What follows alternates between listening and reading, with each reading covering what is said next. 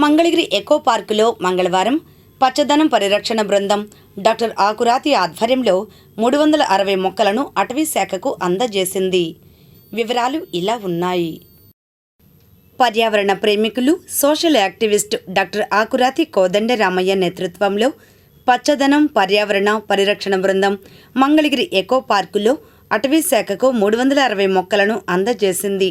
వీటిలో 125 పొగడ, 100 గానుగ, 75 నేరేడు, 40 రావి కాగా మిగిలినవి ఇతర జాతులవి ఉన్నాయి.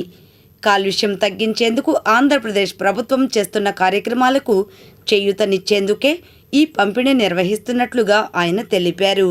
ఈ సందర్భంగా అటవీ శాఖ అధికారిని డిఎఫ్ఓ హేమశైలజకు డాక్టర్ ఆకురాతి కృతజ్ఞతలు తెలిపారు. ఈరోజు 4th నవంబర్ 2025 పచ్చదనం పర్యావరణ పరిరక్షణ బృందం వారి చేత నా నేతృత్వంలో ఫారెస్ట్ డిపార్ట్మెంట్కు 360 మొక్కలు అందజేయడం జరుగుతుంది.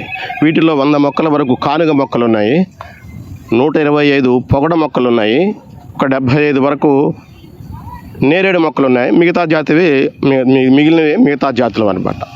ఇప్పుడు ప్రభుత్వము 2029 నాటికి పచ్చదనాన్ని ప్రస్తుతం పచ్చదనం మన రాష్ట్రంలో 30% ఉంది. దాన్ని 37% చేయాలని 2029 నాటికి, 2047 నాటికి 50% చేయాలని ధ్యేయంతో కృషి చేస్తోంది.